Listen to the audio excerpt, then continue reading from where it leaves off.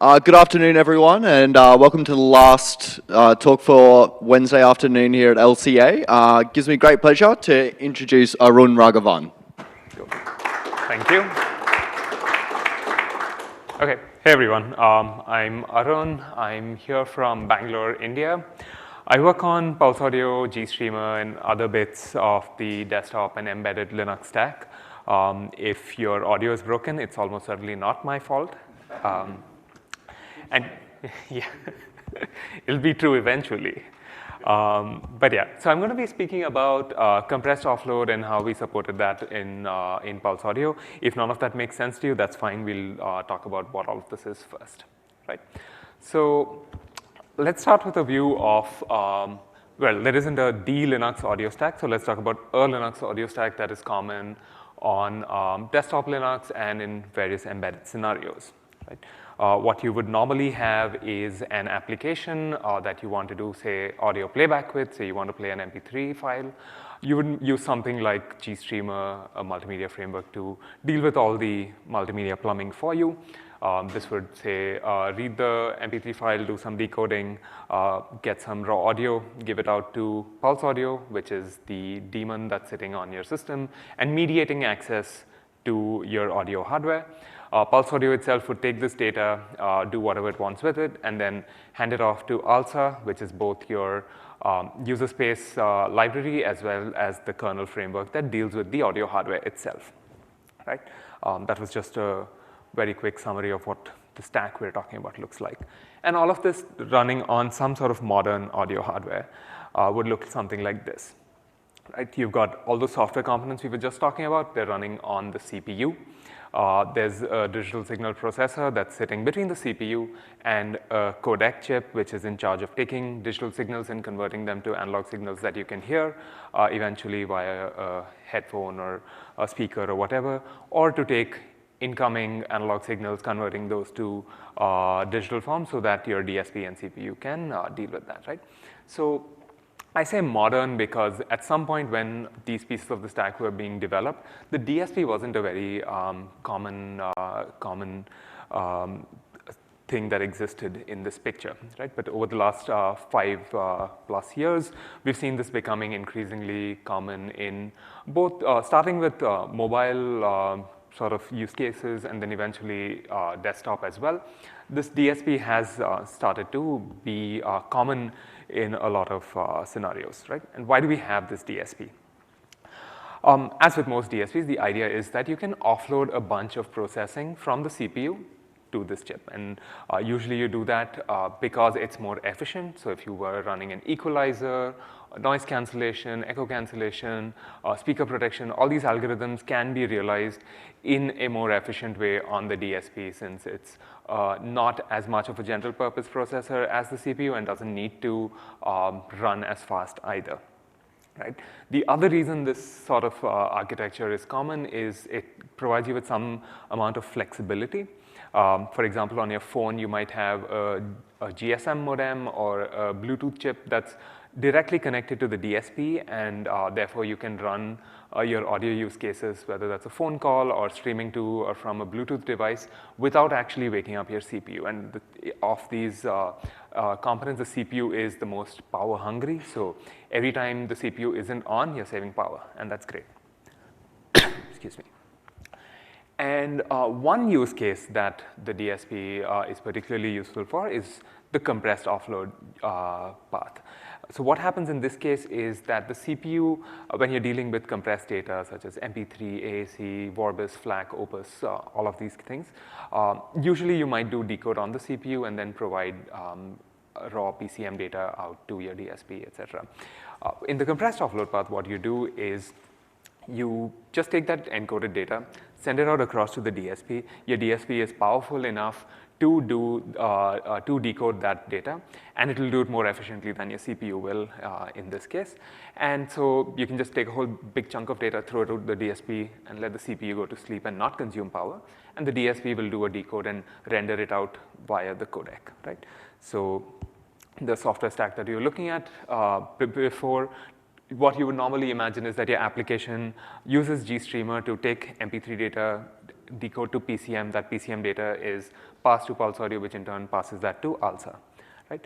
Whereas in the compressed offload path, you're not doing any decoding on the CPU. All of this is running on the CPU. We just get MP3 from wherever we're getting it. It could be a file, it could be the network, an HTTP stream, whatever it is. Take that, give it to PulseAudio, have PulseAudio give it to ALSA, and just send it out to the DSP, right? And that sounds simple enough, if you see what I did there. Right? All we need to do is detect and expose the formats that are supported by the hardware. We need to allow the apps to understand and negotiate the format that they want to play. And then the app just starts writing data out in whatever chunk size makes sense for that given format. And that's it. And you will save lots of power and be happy, right? And of course, nothing is ever that simple. So when all these components of the stack were designed, that DSP was not a common occurrence that was really considered. So a lot of the pieces, starting from ALSA through PulseAudio through GStreamer, there are a lot of assumptions made. A lot of things that are made that are written around the assumption that the data that's going to be flowing through is PCM. Right? Or at least looks like PCM, and we'll talk a little bit about what looks like PCM but isn't a little later. But everything assumes that you're passing PCM data through. And this is problematic for two reasons. The first is that with PCM, you don't have a notion of frames outside of just if I have stereo data that's 16-bit wide, you basically have 2 bytes per channel, 2 channels, that's 4 bytes. Any multiple of 4 bytes can be treated as a legal PCM, a block of PCM data, right? That's one assumption that's baked into knowing that you have PCM data. The second assumption that's known if you have PCM is that if I know the format, if I know all the parameters of that PCM data, I can take n bytes and convert it to the equivalent of amount of time that those bytes represent, right? So if you have 1,920 bytes of 16-bit stereo audio sampled at 48 kilohertz, you know that's 480 samples, it's 480 frames, and that corresponds to 10 milliseconds of data, right? Both of these assumptions don't hold true for compressed audio. So if you're dealing with MP3 or AAC data, you will have potentially a variable number of bytes for each chunk of data. Typically how audio encoders work is that they take chunks of data in some possibly fixed size. So they may take, say, 1,024 samples, and they compress them and generate potentially a variable number of bytes with some header, and then you need to decode chunks at a time, right? So you can't just break up your stream into arbitrary slices. You have to know what a frame is, right? So the first assumption doesn't work, and consequently the second assumption doesn't work either. You can't say 553 bytes of this MP3 data correspond to exactly this many samples, or you can't make any sort of conversion like this, right? So let's talk about how we deal with solving this problem then, right? The first part of this is ALSA. We already had a solution for this because several years ago, support in ALSA for compressed formats was added, primarily I believe for Android, which has supported this for a while, right? So the traditional ALSA APIs are very PCM focused. In fact, the API is called SND PCM, blah, blah, blah. So that doesn't work for compressed audio. So what the authors of the compressed offload API did was they basically wrote a completely separate API for dealing with all of this. So these are separate device nodes that live on in your /dev tree if you have compressed offload support. And it's a completely separate API that you access via the tiny compressed library, right? And what does this library give us? It gives us the ability to query what capabilities the underlying device has, so what formats it can support. You can pick one of those formats and set the parameters of the data that you are going to provide. You start writing the data, and that's it. The underlying library will take care of sending the data to the DSP and rendering it out correctly, right? And this roughly matches what we said our solution space needs to look like. There's the additional bit that it gives you where it allows you to get the timestamp of the currently rendered data from the DSP, and we'll see why that's useful a little later, right? So that's the ALSA side. The bottom of our stack, we have a solution for sending compressed data out. Now let's get to the next layer up, which is PulseAudio, right? So PulseAudio follows a client-server model, so you can have multiple clients talking to the PulseAudio server, and they talk over a custom protocol that goes over Unix domain sockets and shared memory, right? So the first part is what we need to do in PulseAudio clients. So we need to make sure that the API allows us to express this idea that I need to send PulseAudio data in a certain format. And a few years ago, we added such an API. So the PulseAudio API was very PCM-centric at the start, and then a few years ago, we wanted to add support for pass-through formats. Pass-through formats are basically things like Dolby DTS, and some other things that you can send out over HDMI and SPDIF to your AV receiver. So you might have an AV receiver that can do Dolby surround sound and upmix to whatever speaker setup you have and perform some fancy effects. And when you have that kind of system, you might want to stream data from your Blu-ray or your completely legal video downloads which have Dolby streams to your AV receiver without decoding the data on your CPU. So this looks very similar to the compressed offload use case with one key difference. The data that you send out over HDMI and SPDIF looks like PCM data. So what happens is you have the same variable length frames, but the specification for what you need to send out over HDMI requires that you pad those frames to look sort of like PCM data, right? So what we did in PulseAudio is we added a way to say that, hey, what I'm sending is in fact Dolby or DTS data that is encapsulated in this format that makes it look like PCM. But we wanted to make sure that our infrastructure allowed you to specify what the underlying format was and not lie that it's PCM, right? ALSA itself doesn't care about this.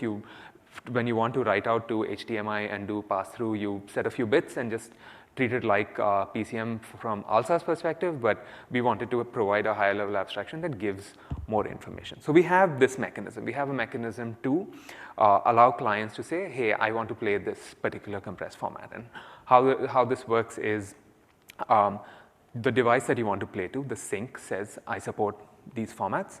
The client can say, hey, I want to play one of these formats, and you might want to have more than one. So you might have your compressed stream, or you say, I can also decode this and give you that. Or you might have a video which has, say, a Dolby stream for surround sound. It has AC for stereo, and you also have the ability to decode this, right? So you say, the client says, I can give you one of these formats. And the PulseAudio core will say, OK, the sync supports this. The client says it can give this. It picks one format and tells the client, hey, OK, you can start sending this format. Right? So that part of the API is OK. So the querying and setting a format part, we have some sort of story for. Everything else doesn't really work. So the stream API, the API that we use for actually sending data, is very much bytes-based, right? And the underlying protocol that the client uses to talk to the server is also very much byte-based. So there is no notion of frames. You just are writing arbitrary chunks of bytes.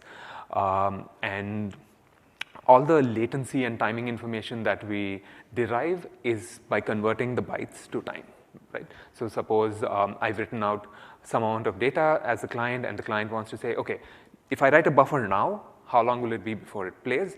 The PulseAudio API will go and figure out from the sync how much buffering is there. Then it'll see how much buffering is done in PulseAudio itself for that stream.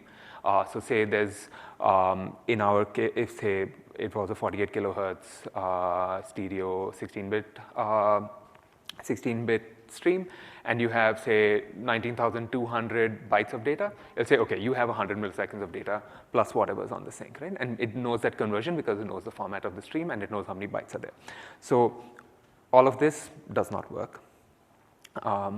We'll talk about how we solve this in a second, but that was the the API and protocol part, what the client what part of the client API and protocol needs to change to support compressed offload.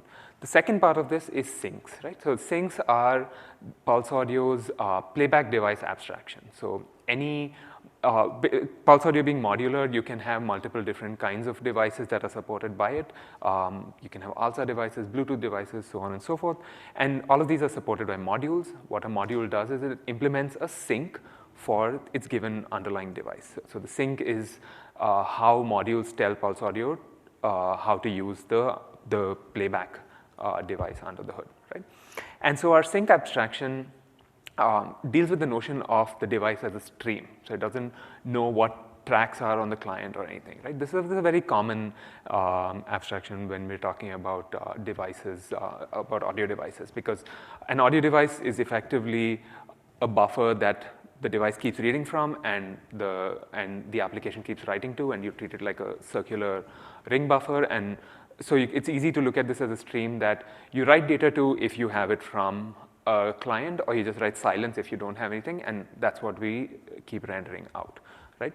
We do a bunch of other stuff in PulseAudio as well. If you have multiple streams that are playing back on the same device, we mix them together. If the streams format doesn't match the syncs format, we perform conversion. So the application writer doesn't have to worry about what the final device that is being written to is. And we apply volumes for each stream and all that. And none of this is usable for compressed offload. You can't mix streams. You can't touch the byte stream at all. You can't change the volume. You can't convert the format. It's basically an opaque series of chunks to you that you need to not touch in the audio server, right? So that's all stuff we needed to deal with. And PulseAudio also has this notion of rewinding. So because basically the client has this arbitrary buffer and it can write to anywhere in it, we allow you to rewind back and forth. Even the hardware can rewind. So when you say, for example, change the volume, we want to hear the volume change as soon as possible. So if you've written out a bunch of data to the hardware, we might even rewind some of it so that we can rewrite it with the new volume applied. All of this is basically not compatible with the notion of a pass-through or a compressed stream, right? So how do we actually solve this?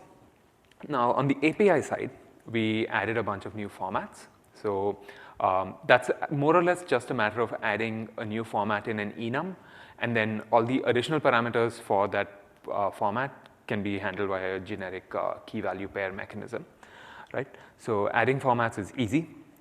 We allowed this arbitrary buffer position, right? So for the compressed case, the buffer that the client shares with the server is not this arbitrary ring buffer. You have to write the bytes that you want to, and you have to write them serially, right? And this is a contract that works for the compressed offload use case, right? And we assume that each buffer is one frame, right? This is not enforced. Basically, whatever chunks of data written on the client are what we pass to the sync. We don't really want to get into the business of validating the stream that is going through PulseAudio, because that's basically a rabbit hole at the end of which you'll end up writing your own multimedia framework, right? So we don't want to do that within PulseAudio, so we assume that the contract is effectively between the application and the device, and what the application writes will make sense to the device, right? We modified the protocol to add a timestamp, a duration, and per buffer flags. This was probably the largest bit of plumbing that we needed to do. And the duration is probably what is most interesting here, right? Because as I was saying before, we have a buffer per stream in PulseAudio. And if we want to make a latency query and know what the latency of the stream is, we need to understand what the duration of that buffer is. And previously, we were doing that by doing the bytes to time math. Now, we can't do that with compressed stream. So what we do is, with each frame that the client writes, it can attach a duration to that buffer. So we can go to whatever's buffered in PulseAudio and just sum up those durations, and we have a notion of the latency within PulseAudio itself. So that's the use of that. While we were adding that plumbing, we decided to add timestamp information so that we can potentially leverage other features of some DSPs which allow you to do rendering based on timestamp and adjust clock so that you can do rate matching in the DSP, and per buffer flags such as marking discontinuity, so that if you have a DSP that is capable of doing something if data is missing, so you're getting data over the network and something got lost, maybe your DSP can do something like not glitch or make a smoother glitch than it otherwise would, or do some packet loss concealment. So we added some metadata to allow you to do things like that, right? So that's the API, and the protocol now allow us to deal with compressed data. And the final piece within PulseAudio is the sync itself, right? So the first thing we needed to do is add an API to actually tell the sync once negotiation is done, hey, here's your format, go open the hardware device for that particular format, right? So that's kind of your entry point into saying that the initialization for this particular session of playing back this particular stream is that I have this format, set yourself up for it. The rest of playback looks very similar because you just get data from the client and render it.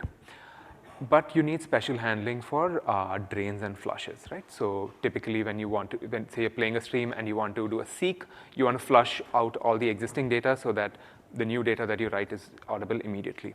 Or if when you hit the end of a stream, you don't want to terminate that stream, you want to make sure that any data that's buffered either in PulseAudio or in the device is completely played out before you stop playing back, right? Now, usually in the PCM cases, we have pretty good visibility into what the device is doing because it's just a ring buffer. I can see where the read pointer is at any point. I can even move it around. So flushing and draining is a matter of moving the right pointer, and draining is a question of looking at the read pointer and waiting until it reaches whatever your right pointer is, right? So that's easy. Now, when you're dealing with compressed data, all this buffering is happening in the DSP after a decoder. You don't actually have any visibility into it. So what you do is the underlying API, which is the uncompressed offload API or any other API, needs to give you controls to tell the DSP to do a flush and drain. So the sync API just adds mechanisms to tell the PulseAudio core, okay, this is a device that can do flush and drain. So this is how you need to how you communicate with the device to do that. So we added some API for that, right? And then there's some things to make sure that we don't end up writing silence data when no stream is connected. That's easy enough. And we basically disable rewinds entirely for compressed streams, and this makes things quite a bit easier, right? So that's what we did on the PulseAudio side. There isn't an upstream sync implementation yet, because the work that we did was on top of a vendor wrapper, sort of vendor layers on top of the compressed offload API. But since that's done, the compressed offload bit itself should be easy, famous last words.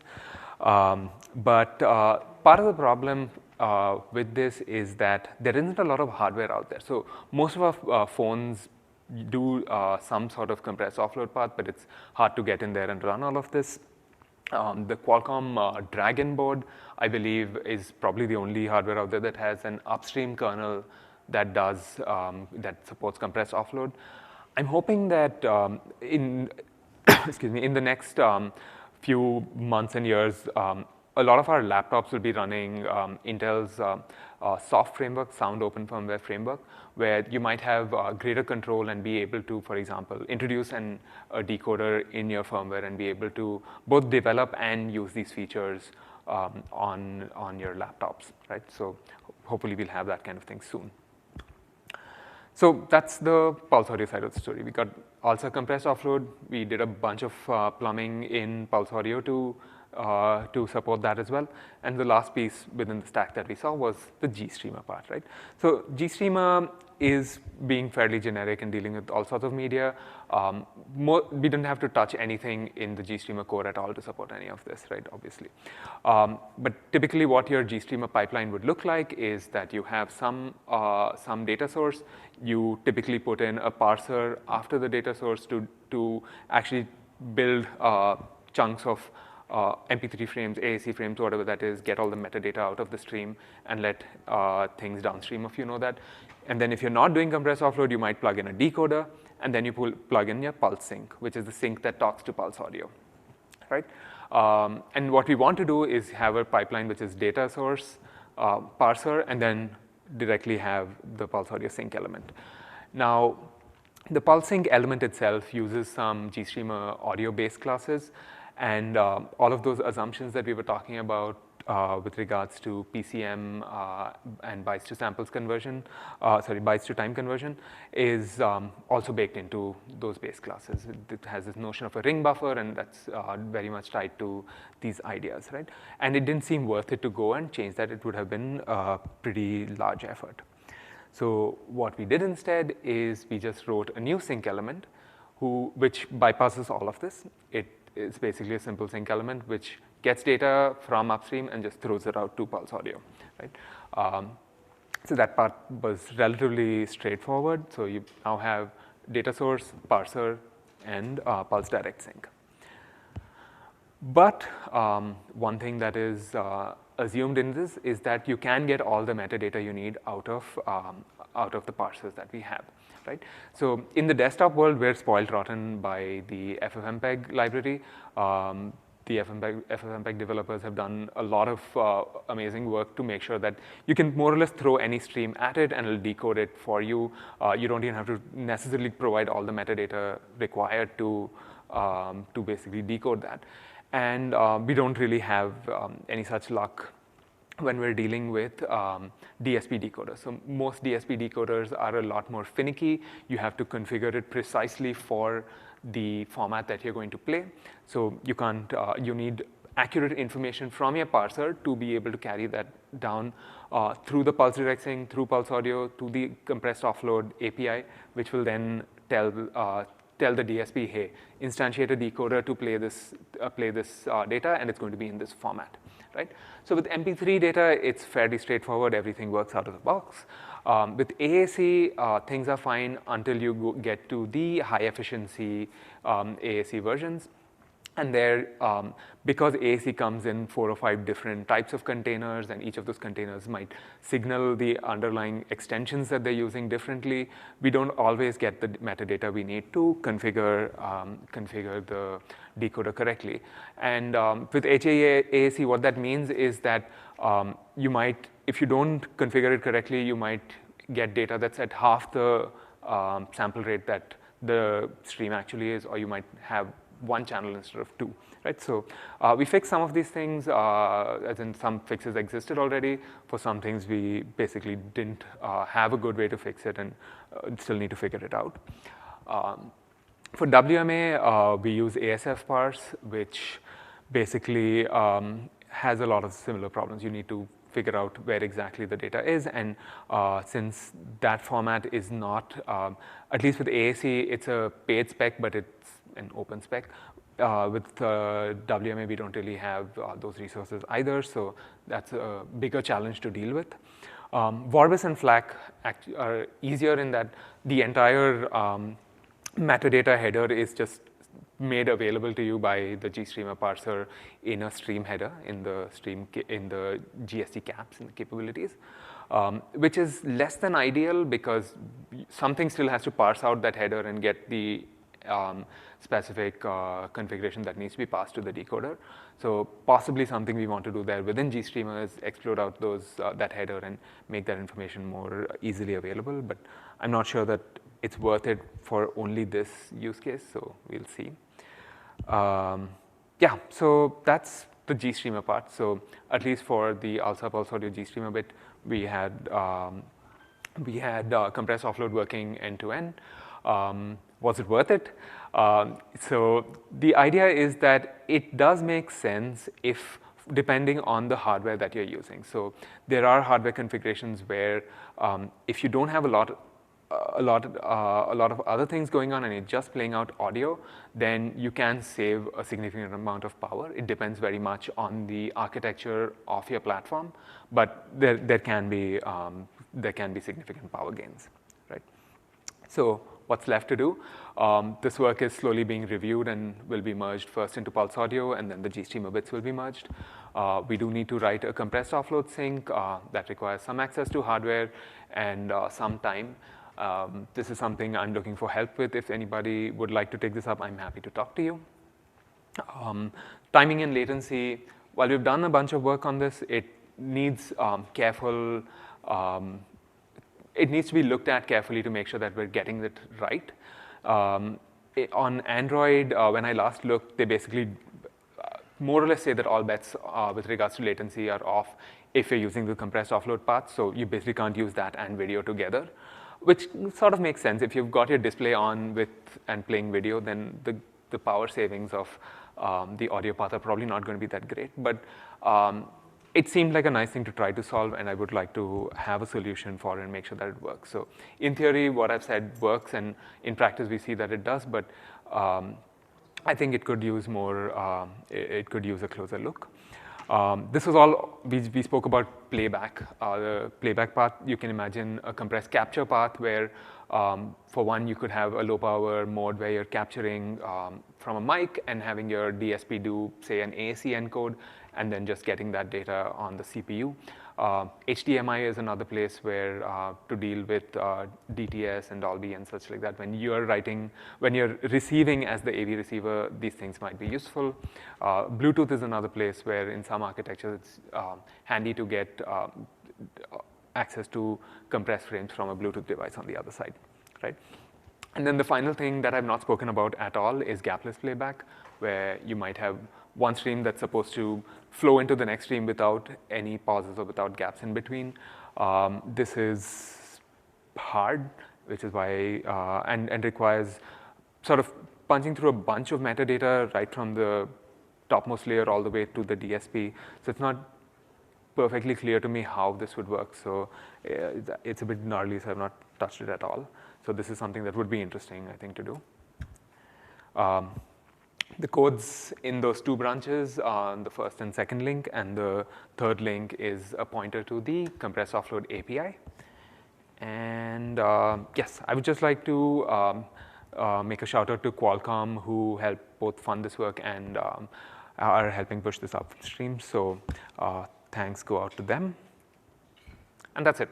I think, yeah.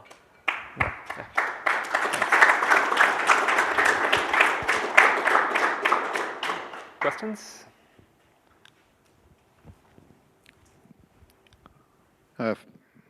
Thanks. Could you talk a little bit about what hardware devices do have dedicated DSPs nowadays?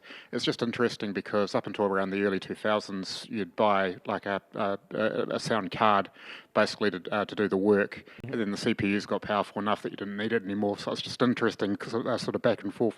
Yeah, so it is interesting how things went back and forth, because at some point you'd use the DSP as an offload path and then get PCM data back in the CPU and then do playback. So the architecture has changed over time, but this sort of architecture where you have the DSP between the CPU and the codec, more or less all the phones do this now.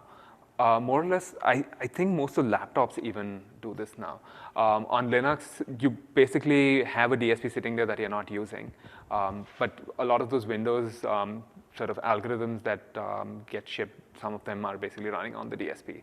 So I think, especially with the Intel soft project kind of getting into the mainstream, I think that's going to happen over the course of this year. We'll actually be able to see and use this more on actual devices. Can you elaborate a little bit more on why you couldn't map the compressed frames into the existing ring buffer? I don't remember off the top of my head what the problems were, but the existing ring buffer does a whole bunch of, it does things in terms of samples, right? So even the API around seg size and seg total and segments is all in terms of samples. It's not in terms of. But that's assuming a fixed frame. But you're assuming that frames are a fixed size. No. So none of my. So most of the work was to make sure that we don't make any such assumptions. And how do you track time? We started tagging durations on the PulseAudio buffers. Cool. Cool. It's really great to see these sort of new features being added quickly, and great work. I was wondering with the rewind problem, because the main reason I think you said for looking at rewind was because you'd say changed equalization or changed, usually would be changing volume. Right. Whether there's, that wouldn't change, you wouldn't need to change the compressed audio at that point. All you need to do is to say, by the way, while you're decoding that, the volume on this stream is lower. Is there an opportunity to put that kind of metadata into that, which would allow rewriting of that without rewriting the compressed audio? Right. So it's a bit of an it depends, but the straightforward thing to do would be to basically expose that as an ALSA control, right? So effectively that control is controlling a volume element that's after the decoder in the DSP. So that means that the volume control or the equalizer change won't be serialized with the stream, but it can take place more or less immediately as long as the DSP is able to apply that change immediately. If you wanted to serialize some events, right, with the stream, you could still do that, but then things start to get a bit tricky because you now need to have a way to signal to the DSP that some event has happened along with the stream. And there isn't a direct way to do that in the compressed offload framework. That's something we were talking about at the last Linux Audio Mini Summit.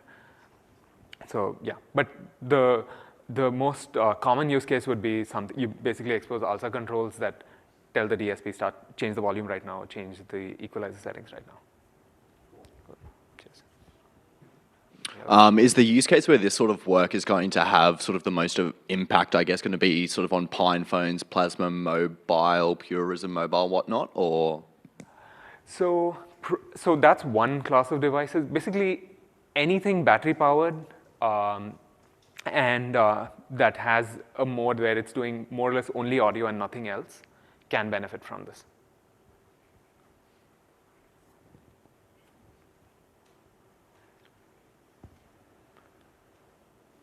I'll just check there are no more questions at all. Cool. Yes, thank you.